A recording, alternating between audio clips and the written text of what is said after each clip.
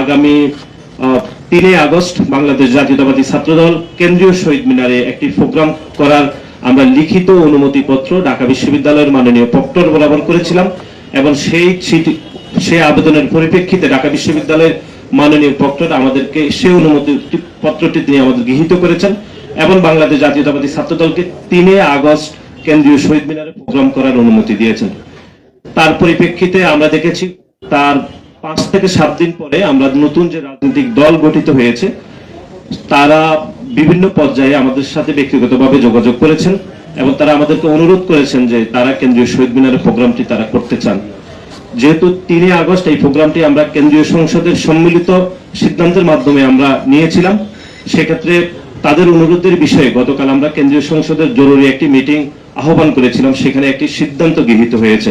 সে সিদ্ধান্তের বিষয়ে এখন লিখিত বক্তব্য পাঠ করবেন বাংলাদেশ জাতীয়তাবাদী ছাত্রদল কেন্দ্রীয় সংসদের বিপ্লবী সভাপতি জনাব রাকিবুল ইসলাম রাকিব। উপস্থিত সবাইকে ধন্যবাদ জানাচ্ছি।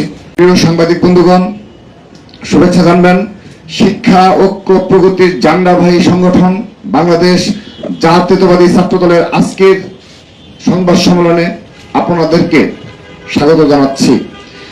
আপনারা অবগত আছেন যে 24শে জুলাই গণ অভ্যুত্থান স্মরণে 2025 সালের জুলাই মাস শুরুর পূর্বেই বাংলাদেশ জাতীয়তাবাদী দল এবং অঙ্গ সহযোগী সংগঠনের পক্ষ থেকে 36 দিন ব্যাপী কর্মসূচি ঘোষণা করা হয়।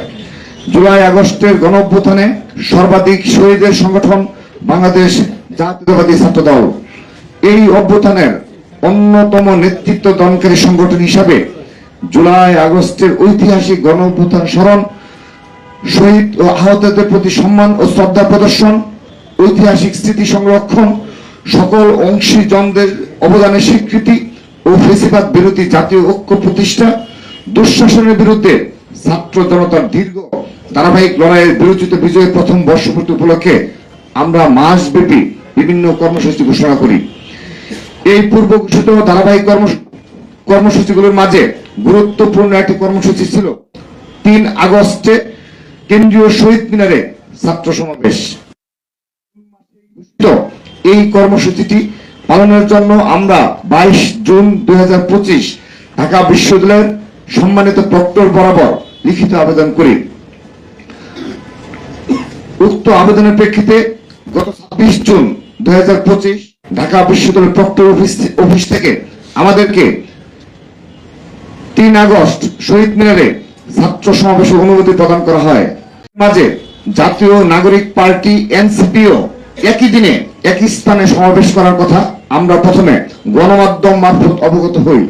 পরবর্তীতে এনসিপি নেতৃবৃন্দ ব্যক্তিগতভাবে বারবার আমাদের সাথে এই বিষয়ে যোগাযোগ করে সমাবেশের স্থান পরিবর্তনের অনুরোধ জানান।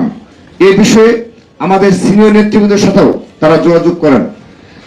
এ ধরনের একটি কর্মসূচি ঘোষণার পর সকল প্রস্তুতি সম্পন্ন করার পর কর্মসূচিটি ভিন্ন কোনো স্থানে সরিয়ে নেওয়া খুবই বিব্রতকর ও কষ্টসাধ্য একটি কাজ।